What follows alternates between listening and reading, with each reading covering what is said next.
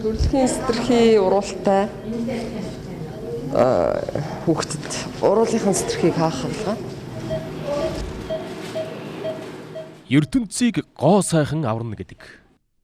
Энэ үгч үнний ортой. Хүний амьдралд ямар байх, хэрхэн амьдрах нь тухайн хүний мэдлэг чадвар, арга ухаанаас хамааралтай гэж хүмүүс ярьдаг. Харин хүмүүс бид хамгийн чухал зүйлийг нь орхигдуулаад байдаг юм шиг. Энэ бол өөртөө итгэх итгэл. Магадгүй сэтгүүлч би хорвоод мэдлэгтэй сэтэрхий уралтай, өрөөсөн чихгүй, налчхар хамартай. За тэгээд ямар нэгэн гажигтай байсан бол айл эсвэл аваар осол бэртэл гэмтлээс үүдэж царай зүсэндээ ямар нэгэн согогтой болсон бол олонний дунд явхдаа бусадтай харьцахдаа сэтгэл дундуур байх байсан. Бусад хүмүүс ч надтай ижил бодолтой байх. Яг ийм асуудалтай хүмүүст өөртөө итгэх итгэл өгч шинэ амьдрал бэлгэлэгч бол энэ эмэгтэй. Түүнийг оюун гэдэг. Пластик мэс заслаар гарчсан Монголын хамгийн шилдэг төдийгүй дэлхийд шилдэгүүдийн игнэд яригддаг эмч гэдгийг түүнийг мэдэх хүмүүс хэлдэг юм. За нийтдээ 31 жил ажиллаад ангаахыг нэмэх юм бол 38 жил боллоо л да энэ салбарт. Уул нь эдийн засгч болох гэж аав гэдэг өөрийгөө. Манай эмээ надад яг сургуулаа төгсөх жил нас орсон би эмээ төгссөн байхгүй.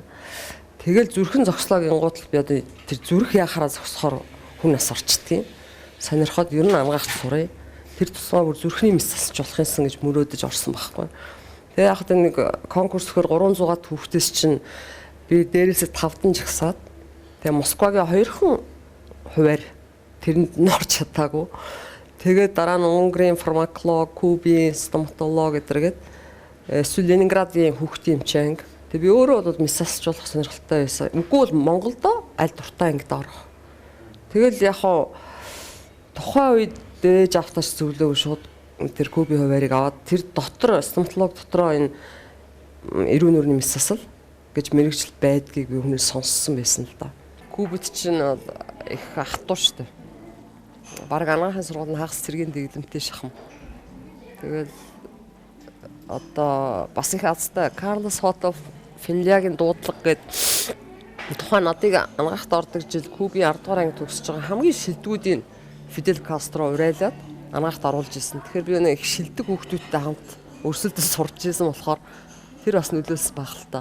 Кубд анагаахаа төгсчгөөд ирээд анагаахын сургуульд шалгалт өгч багшлаад тэгээ багшилж агаад Оросоос Московский Твер гэж хот байдаг байхгүй. Тэндээс нэг профессор ирсэн. Тэр профессортой 2 жил хагас сураад тэгээд дараа нь Куб руу резидентурт явсан. Резидентур 4 жилийн программыг би тавьчилж 1 жил өгсөний учир нь юу гэхээр шууд профессортой сууж байгаа програмаа ингээд шүүгээд урд нь энд бас Орос профессортой сурсан байсан учраас нэлээд хэдэн сэдвийн шалгалт өгчөөд тэгээ өөрийнхөө арай шинээр сурах юмудаа сураад төгсөөд ирсэн гэсэн.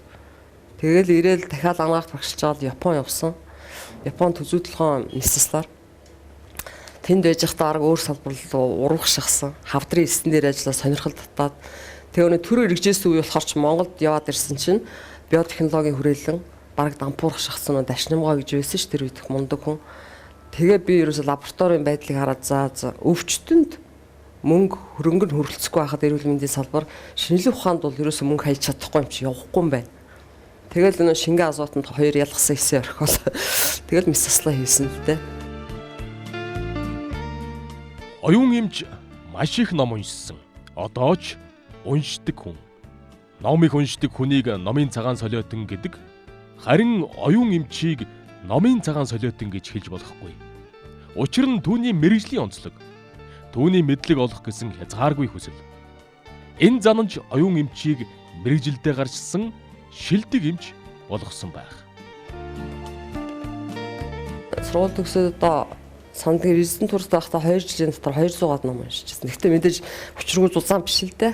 Монограф гэж ярьдаг нэг иймэрхүү зузаантай номнууд 200-аад уншижсэн орос хэл дээр. Шинжилгээ ухаан чинь зогсонгүй биш. Өргөж урагшилж яадаг болохоор тэгэл байнга л уншиж, байнга сурч явахгүй л хоцрогдно. Дорхноо хоцрогдно. Өхөө хөлтлөө сурдаг, өхөө хөлтлөө эмч байдаг.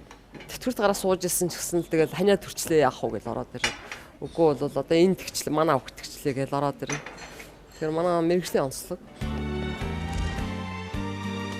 Оюун эмч ангаах ухааны салбарт 30 гаруй жил ажиллаж, өөрийн сурсан мэдлэг, ур чадвараа ашиглан нийгмийн сайн сайхны төлөө бусдад тусалж байгаа энгийнлэн эмч бүсгүй. Тэр өөрийн эзэмссэн мэрэгжлийнхээ хүрээнд жил бүр сэдэрхий оруулалтаа эрүүн нүрийн гажигтай олон зуун нялхаст үн төлбөргүй мэс засал хийж шинэ амьдрал бэлгэлсээр ирсэн нь түүний ажил амьдралын нэг хэсэг болжээ. Ярьжсэн ш нэг сэдэрхий уруул тагнаатай хүүхдүүд тагалгаа үн төлбөргүй байдаг. Тэр чинь 2004 оноос эхэлсэн. Хамгийн анх Салвадор улсад очиж нэг 42 хүүхдэд Канада, Америк эмч нартай хамт тагалгаа хийчихэд тэгээ би Монголоо бодсон чинь одоо жилд нэг 100 гаруй хүүхд төрдөг юм шин. Тэгэхээр тэднийг бол ингээ бөөгнөхгүй зүгээр суулаад хийхэд бол ер нь болох юм байна. Мэдээж хэрэг бүгдээрээ манай дээр ирэхгүй зарим нэг хэмжлэхсаар үйлчлүүлэн тий. Тэгэл энийг ер нь хандив ажил болгоё. Тэгээ эмнэлэг маань 6-7 жил болчихсон.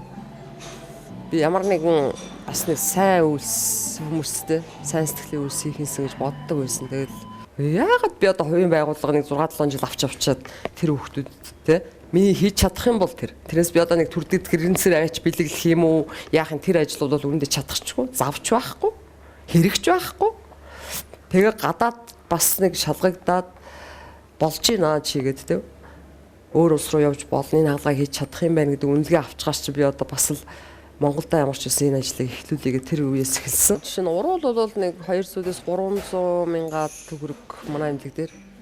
Тагнаа бол нэг 500 мянга 600 тэрнээс дээш зардал гарна л да. Зөвхөн эм тариа наркоз тэгэл тэр ажлын цаг ба шүү дээ. Ажилчдын тэр тэгэл утас шүрмэс ариутгал энэ чинь эмнэлэг нь айгүйх зардалтай шүү дээ.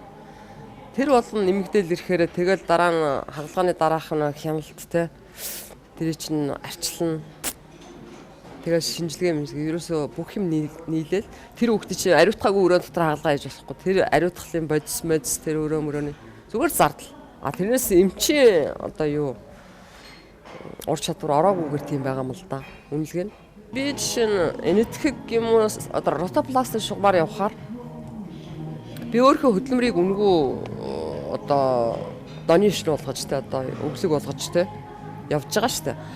Яг миний тэнд байх байр хооллыг даач нөгөө байгууллага. Тэгээд би одоо 42 хүүхдэд хагалгаа хийхэд тэрний хэдэн уруулын хагалгаа хэдэн тагнааны хагалгаа тэрнээс шалтгаалаад одоо нэг уруулыг бол уруулын хагалгааг $2000 тагнааг нь бол $3500 үнэлцдэг байхгүй.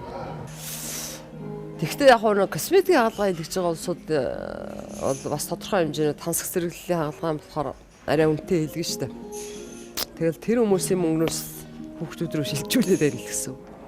Тэгээ яг бид нараар үйлчилж байгаа косметик хагалгаа хийлгсэн олон эмэгтэйчүүд хүмүүс октод бас давхар буйны ажил хийж байгаа л гэсэн. Би өөрөө биеэрээ сурсан мэдснээ мэдсэн зүйлээ түшиглэж хийж өгч байгаа. Тэ? Тэрээс одоо нэг дэлгүүрээс юм худалдаж аваад аваачаад өгчөөгүй. Нэг хоол хүнс ч юм уу эсвэл одоо нэг удаа одоо хэрэглэх гурил будаа ч юм уу тэрнээс бол арай л ялгаатай л да. Дангаахыг сонгоод юмч болцсон юм чи одоо бие хүнд буян болж ийн гэдэг одоо яриад хутгагүй л дээ. Ми хийх ёстой ажил. Өөр нэг удаа орцсны үйлчлэгч манаач хийдэг штэ. Тийм хүний ч хүүхд хийлгэжлээс нүүрэн дээр нь илт баярлсан шинж байж идэг. Би тэднээс одоо надын учиргүй магтаал эсвэл одоо баярлал тэгээд бэлгэсэлт өгөх гээд инхийг бол хүсэхгүй. Тэр ятга зарим нь яг нэг шоколад барьцсан өгөх гээд зүтгэжлээ тэгээд тэрийг бол өнөө хийж байгаа ажлын утга учир алдагдчихж шээ. Тэрүүнээс ч би бид нар нэг чихэр ч юм уу нэг юм авчвал тэгээд ер нь хатуу хордог. Тэгээ нэг шиг чихэр авахгүй гэж зүтгэл хөдөөнийхэн хэцүү бас зарим нь ааруул бариад ирнэ. Одоо тэгээд тэр ааруулын ч давхаас л биш яах вэ? Холоос барьж ирсэн юм бол. Миний хамгийн гол зүйл бол тэр хүүхдийг л гоё болгочвол тэр ээж аваа баярлах ч та надад их ач холбогдолтой биш л байл. Нэ хүүхдэл чухал болохоос яг ээж аав нь бол мэдээж хэрэг их л сэтгэл хангалуун зарим нь уйлчиж байдаг тий. Тэгээ одоо би баярлалаа гэж хэллээ одоо тий баярлалаа гэдэг үгийг одоо мэдээж өөр сэтгэлээс ингээд гоё хэлэх бас өөр гэдэг хальтаа. Тэгээд баярлалаа гэдэг үгийг хүмүүс хэлдэг л хальтаа. Гэхдээ тэрийг бас чин сэтгэлээсээ сайхан хэлжээ бол их сайхан байдаг юм гэж бодож шүү дээ. Эмчтэй хандаж тэгээд энэ перфектийн ер нь бүх хамт олно. Тэгээд айгуу сайхан найрсаг харилцаатай. Тэгээд айгуу чадвартай эмч нар байд юм байна. Тэгээд доор танилцуулгатай танилцсан эмч нарын тэгээд перфектийн хамт олондоо маш их баярлалаа гэж хэлье. Энэ тусалж байгаа юм чи бахархалтай. Би бол дотроо бол өөрөө бахархч л явд. Энэ нийгэмд насан туршдаа бусдаас ичиж нүүр бардам алхаж чадахгүй олон зуун ялхаст хариу нэхэлгүй буян болж яваа энэ ажлаа эмч хүний үүрэг гэж ярих нь түүнийг бусдын төлөө ямар агуу сэтгэлтэйг илтгэх шиг. Юм үдсэн хүн шүү гэж хүмүүс ярьдаг да. Оюун эмч яг л тийм хүн. Олон газраар явж олон хүнтэй уулзаж харь орны сургалтаар төлөвлөсөн тэр байх. Хамгийн гайхалтай нь оюун эмч нялхас туслах энэ ажлаасаа сэтгэлийн баяр баясгалан мэдэрдэг гэж ярьж байсан нь сэтгэл хөндөхгүй байхын аргагүй юм.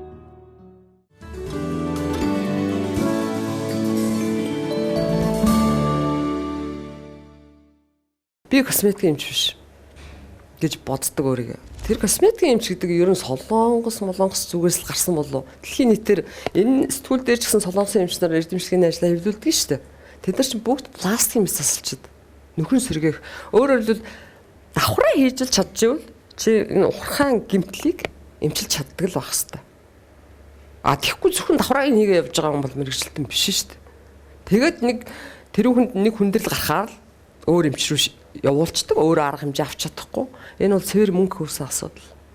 Тэгэхээр тэрэнд бол тийм учраас би их дургу надад тэгж хэлэхэд өөрөөр хэлбэл манай амьдаг дээр тал хувь нь сэтэрхий уруул, дагнаа ингээл ухархаан гимтэл одоо би ташаан толгоноос яс шилжүүл суулгах гэж байна те. Эх 7 хоногт хавиргын авч дээшээ шилжүүлнэ, гавлын ясны цөмөрхийг бас нөхөд сэргээн өөрийнх нь ясын шилжүүлж, за заримдаа зөөлий мах булчингийн багцыг бас шилжүүлнэ, тийм үү? Нөхөд сэргээхийн тулд хүн чих бас хийн хавирганаас те чих нөхөд сэргээдэг. Духан дээр яхад юу арьс skin graft хийдэг. Төлөгцсөн хүмүүс байна. Арьсыг янз бүрийн сулаантай шилжүүл тавина. Одоо бол бас нэг казак охинд тэр бол Багдаа гэмтсэн. Тэрний өмнө Казахстанаас ирсэн нэг охиныг би чэйшн арьсын дээш нүрийн нөмөрч өгсөн л дөө. Тэр бол маш их ангаах сурдаг оюутан. Их баяртай байгаа. Тэрний суулбалаад дараагийн нэг казак охин ирчээд байгаа. Энэ эдрийг хийж чаддаг байж ажил сая тэр нүүр өргөх, давхраа хийх, хамар өндөрлөх, эсвэл одоо энэ утас мулц шургуулах. Манай монголчууд бол ер нь их юу штэ. Хүснээ заавал авна гэдэг. Машин бариад гудамжинд явсан ч гэсэн би гээл зүтгэхдээ яг л адил байхгүй. Орж ирээд ерөөсөө мисасл хийлгэх гэж байгаа байж одоо манай нэс энэ давхраа хийлгээд гоё болцсон байна би хийлгэнэ. Тэр нь тийхэд бол зохихгүй ч баадгүй. Манай тэр найз ботокс хийлгэсэн байна би хийлгэнэ. Гэтэл тэнд бол ерөөсөө ботокс хийх ямар ч заалт байхгүй байх жишээ. Тэгээ бараа авах гэж байгаа юм шиг л ингэж юу яадаг л доо. Шууд л одоо бидний мэдлэг мэрэгжил ерөөсөө тэрүүнд хамаагүй одоо нэг ойдлчин шиг л баг шийдэх гэдэг байхгүй асуудлыг. Тэгтэл тэр хүний сэтгэл зүйг бид нар мэдчих хэвээр. Энэ яагаад энэ хагалгаа илэх гээд байгаа юм? Тэ? Цаана ямар учир шалтгаан байна?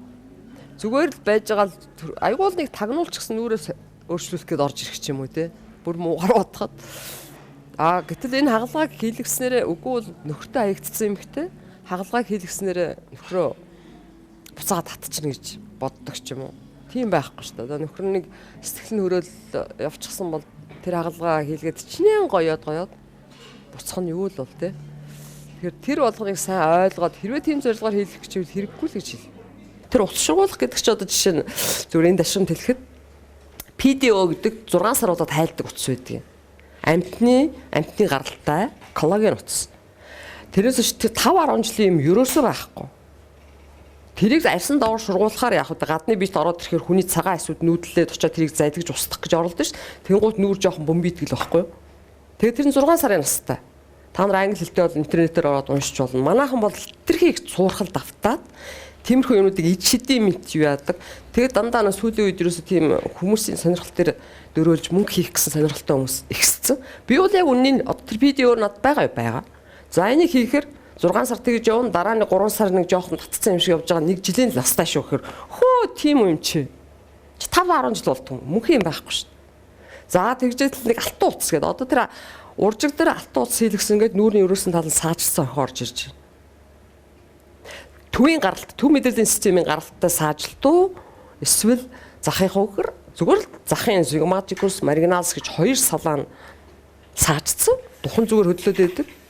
Тэр захын шилтгааны улбаатай саацсан нүр.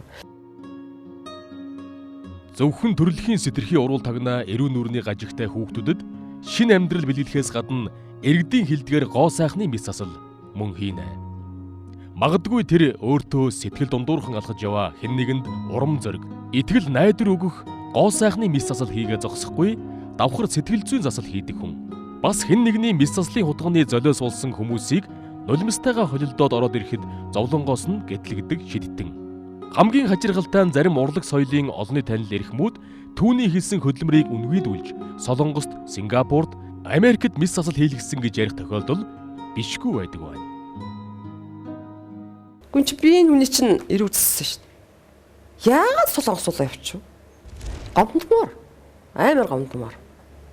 Тухайн үед тухайн хүний хагалгааг хийхдээ ер нь мис засалч бол энэ хагалгааг муу чи тэрийг сайн хийчих хүн ялгадаг байхгүй. Угаасаа мэрэгжлийн чи хүн зүсээд эхэлсэн үр дүнд хүрэх ёстой тий.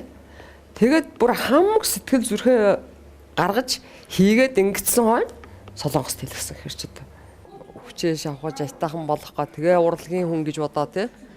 Тэгээ айтаахан болгочоод ахаа тэгээ сүүлдээ хийсэн эзэн би биш тэгээ Солонгос ч юм уу хаан чи Америкт хэлгсэн ч гэнэ энэ тэнд хэлгсэн гэ яриад явах айгу хэцүү. Энэний зургийг авч болохгүй. Одоо би хэрэгт орно. Ерөөсө тэгэхэр чи тэгээд нуугдаад байгаа хүний чи би энэ манад тэгсэн гэж ил гаргачих болохгүй байгаа байхгүй. Хамгийн зовлонтой тэгээд ер нь хүний нүүрэл гарч ирэх гээд байдаг. Яг нь зуучлалын компаниуд гэсэн тэгээд Солонгос руу ихэл явж байгаа ахалтай янз бүр алдсан ч байгаа, онсон ч байгаа. Ингээд айтаахан эзэн давхраа очиж суулж ингээд дордуулчаад дахиж орж ирээд дахиад 3 дахь айлгсан тохиолдлууд хэд хэд байна. Тэр чинь хичнээн өндөр хөгжилтэй улсч байсан гэсэн мэдлэг мэрэгжил жоохон таарахантай ч юм уу тийм хүмүүс байгаа л да. Ялангуяа хөгж томруулах хагалгаа бол одоо ер нь нэлээд олон улсад хийлгсэн юу бид нар буцаад зассан байгаа. Тэгээ энэ бол хууль бусал да. Америкч стандарт мэрэгжлийн ялд баталгаажаагүй зүгээр шууд бүхний идрөө очиж юу шахаад гээл энэ бол зүгээр томруулах гад нийтэд нь шахацсан. Энэ бол хууль бус. Тэгээ нөгөөх нь ингээ өрөвсөд. Тэгээ нэг тэр гээл нь одоо өрөвсөд гадагшлахаар хүн юм болох жишээ тий. Энэ одоо гээл гадагшилж байгаас. Тэгээ эднийг хятадд хийлгэсэн Монгол маш Монголд ч гэсэн гадны юмч орж ирж хийсэн. Өөрийн хийсэн мис заслынхаа зургийг хэсэгэн зуур надад харуулсан гайхаж төрүүлж бас дотор арзагнуулам итгэхэд бэрх мис засал хийдэг юм байна. 1961 онд улсын цасраг туяа эмнэлэг нэртэйгээр шаваа тавьж байсан одоогийн хавдар судлалын үндэсний төв хүзүү толгой мис заслын тасаггүй байжээ. Харин оюун эмчийн улсдаа хийсэн хамгийн том хөрөнгө оруулалт нь энэ эмнэлэгт хүзүү толгой мис заслын тасгийг нээсэн явдал юм. Бас олон шав бэлтгэсэн нь өөрийнхөө төлөө биш, улсынхаа төлөө хийсэн томоохон ажил юм. Юу хавдрын хүзүү толгой мис заслын тасгийг нээсэн. Тэнд нямдаагаа захирлна одоо нас орцсон. Надыг эргүүлдээд нэхгүй сургууль дээр. Манай техник эрхлэгч аяна чамайг нямдаагаа эргүүлдээл. Би одоо хин байдгийн бол гэсэн хавдар судлалын төвийн захирал. Тэгээ яг нэг хідэн хортой хавдрын том хагалгаа нэгдүгээр эмнэлэг дээр хийсэн байсныг нямдаагаа мэдчихэд тэгээ надтай уулзаж юу тасаг нээгэж гэдэг хүсэл тавьсан. Би одоо дөнгөж 30 идэх настай тасаг нээнэхэд бас зориг өрөхгүй. Тэгээ чамайг бүх байдлаар дэмжиж гээд дуртай хүнээ авч ажиллуул гээд тэгэхээр би хавдар дээр очисон л доо. Тэгэхээр тэрнээс өмнө миний эрдэм шинжилгээний ажил нурцсан байсан. Яс мөгөөрсний трансплант. Би одоо илэг шилжүүлж шít. Тэрнтэй адилхан яс мөгөөрс шилжүүлж эхэлж ирсэн. 5 жил ажилласан ажил нь резидентурт яваад ирсэн чинь төр эргээд тэгээ хамаг туршлага хийсэн туулаа муулаад тэгэл ганц нэг хоол болсон сурагтай. Туулайнууд ч байдгүй. Эрдмийн ажилтнаа тэгэл будаа болно гэдэг л болсон да. Тэгээд эргэж ирэнгүүтээ би хамгаалах гэж байсан. Микробиологийн судалгааг, биохимийн судалгаа эдрийг хийцсэн байсан. Тэгээ хамгаалж PhD болж чадаагүй гэсэн үг доктор. Тэгээ яг тэр ажил бүтээгүй болохоор тэгээ би сэтгэлээр унтсан явж байсан учраас шинжлэх ухаан болохгүй юм бол одоо практик нэг юм хий. Нэг хэсэг анагаахын сургуулиас гарна орно гэж самнаж байгаа л тэгэл хавдар судал дээр үзүүлэлтийн тасаг байгуулад үзье. Тэгээд эхэлсэн. Тэгээд тэр тасаг маань улсын хэмжээний үйлчлэгээтэй. Тэрнээс өмнө тэр чиглэлийн хавдартай хүмүүс их чирэгддэг байсан л да. Нэгдүгээр эмнэлэг дээр хагалгаа гэж хийлгэн, дараа нь туяа хийм гээл тийшээ явна. Тийм нэгдсэн юу байхгүй, контрол, хяналт байхгүй. Дунд нь хүмүүс айгүйх охирдог л байсан. Тэр бол миний амьдралдаа байсан ер нь нэлээд том ажил гэж боддог шүү дээ. Монгол улсад хийсэн. Анагаахын салбарт 30 гаруй жил ажиллаж, амьдралаа энэ салбараас алсархааргүй аргамжсан оюун эмчид салбарынхаа төлөө санаа зовних, чангаар үгээ хэлэх хүсэл бий. Аргагүй биз. Энэ салбарт ажиллаж тогооных нь хусмыг хусаж, тостой өрмийг нь хамж явсан хүн. Тэгэхээр суур тавих гэдэг анагаахт бол маш том зүйл. Харамсалтай энд Монголын анагаахын салбар бол нэлээд сүрлийн байдалтай байна. Гэхдээ сургуульд муу байгаа. Гэхдээ сургууль ганцаараа буруутай биш. Улс төрчд буруутай. Яагаад тэгэхээр сургууль ширээний араас оюутан эмч бэлдээд байна те. А гэтэл тэр боловсролын яамд хариалагддаг байхгүй анагаахын сургууль.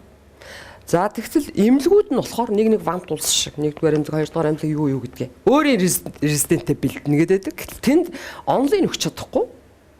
Зүгээр ингэж дагуулаад ингэж үсгий ингэж ойтгийг ингэж сургаад байвал одоо яаж чанартай юм шиг бэлдэх юм. Нэг эмчийг дөөрэж нэг ажилбар хийж сурчаал. Тэгэл тэрийгээ шууд тэрүүгээр бизнес хийх гээд үзээд байдаг буруу байхгүй. Тэгээ анагаах гэдэг чинь онол, практик дадлага, чадвар, тэ шинжлэх ухаан гурвын бүр цогц хослол.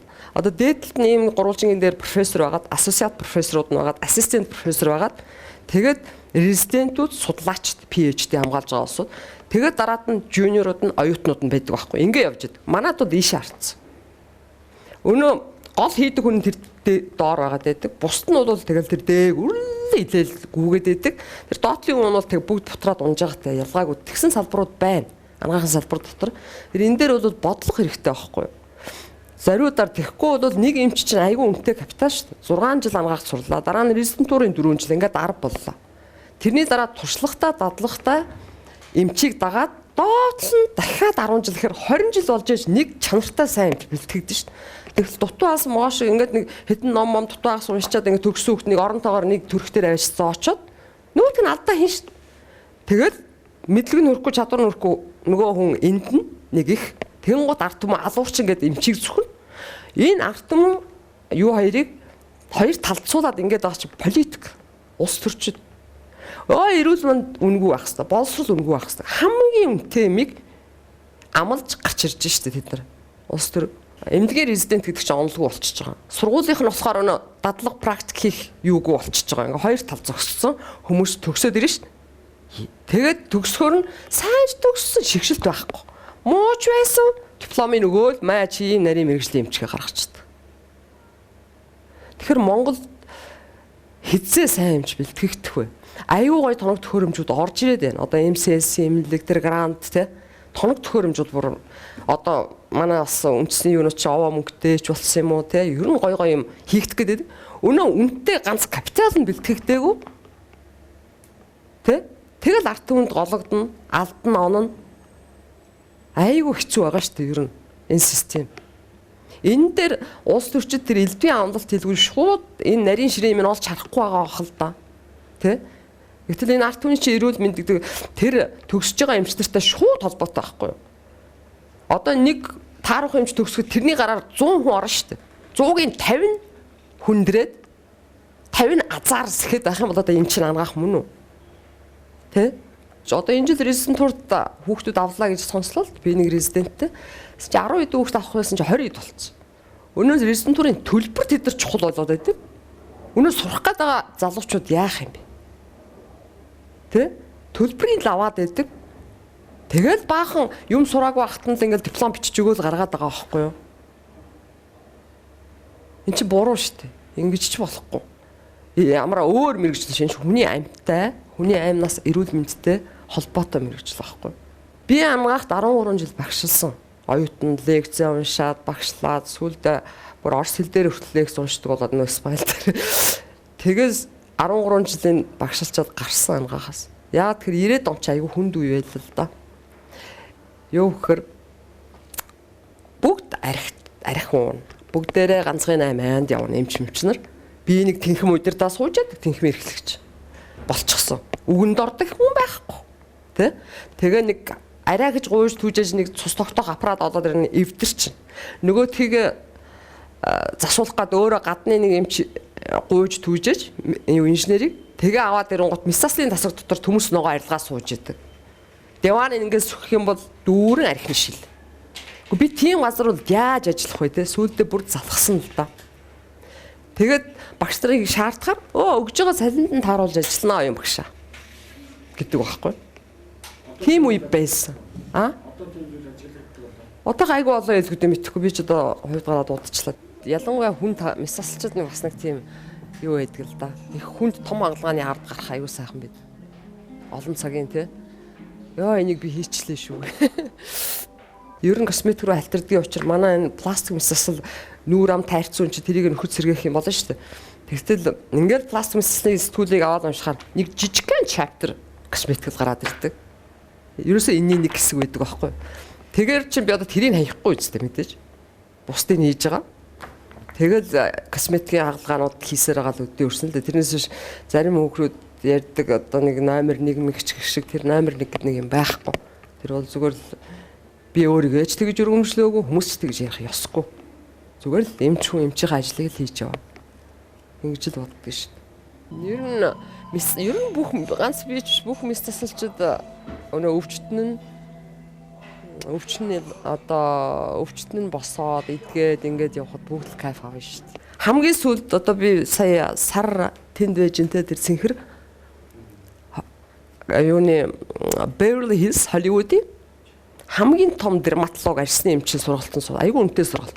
Тэн дээр 5 Япон жижигхэн групп байхгүй юу? 5 Япон, 2 Мексик, 2 Америк, 1 Гонконг, 1 Монгол ингээд суугаад ирсэн тий. Тэгэхэд одоо тэр ер нь хамгийн сүүлийн үеийн мэдлэг авчирж байгаа байхгүй юу? Тэр арьсыг эндээс нь илнүү цаанаас нь илнүү ингээ үрээд бүр ингээд юу ялгаа байхгүй. Тэр үрэх тусмаа арьс чинь ингээ доороосоо нөхөж төлжиж нүүр улмал арьс улмал залуужиж ингэж байдаг хэрэгтэй шүү дээ. Тэгтэл чинь бүр эсийг унтуулаад гаднаас нь ингээл янз бүрийн юм түрхэл ингээд авах муу. Ер нь насагт тусам тэр эсийн хуваагдлан удааширдаг. Тэр тусмаа ингээд л гуасааганд орох гэж хайрын цаг, алтан цаг. Цаг зуурын гоёлд айгүйх мөнгө зарна. Нөгөөтг нь хэдхэн хоногийн дараа байхгүй болчихно. Тэ? Гэтэл бүр нэлээд удаан хугацааны гоёлд одоо фитнес явж ивэл өөр хэрэг. Тэ? За эсвэл одоо тэр за би ч өөрөө мисасчлахаар хүмүүс будаж моддгоо болохоор магадгүй хүмүүсийн дургу үргээд гэхдээ ингээ хүмүүсаа будаал ингээ тэнд цаг үрээл явахаар над тэрний оронд нэг хитэн ганц хууц юм толгойдоо хийгээсэй. Залуучууд хайрын цаг санагддаг байхгүй. Бүр хайрын цаг. Тийм цаг үрнэ гэдэг нь одоо айгүй хайрын цаг. Тэгэхээр чи хүн чинь айгүй богинохон настай. Тэр хугацаанд богино хугацаанд их юм амжуулах хэрэгтэй болдог. Тэгээд яг хуу нэг тогтсон зорилго тавиад тэрлэгүүд зүтгэх юм бол тэгэл ямар ч хүн амжилтанд хүрнэ шүү дээ ер нь. Зүгээр ер нь байгалийн юугаар ингээд саллагнаад нэг 60 хэд мэд гараад чаа. Тэгээд ихлүүд би багшлна гэж боддог.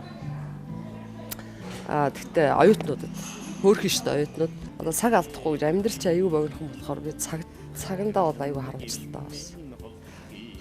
Ерөнхийдөө л энэ шүү дээ. Тэгээд шудраг байх, хүнлэг байх. Эзэмссэн мэрэгжлийнхээ оргилөөд үргэлж тэмүүлж, бусдад туслахыг байнга хичээж, амьдралынхаа нэг хэмнэл болгож чадсан, төвчээр хадуужлын оргил хүрсэн оюун эмчиг эмэгтэй Монгол улсад тийм ч олон байхгүй байх. Ийм эмэгтэй хүнийг дэлхийн хэллэгээр Iron Lady гэдэг байхаа. Нээрэл тэр төмөр хадагтай юм да. Эмчиг хүн чангалимэн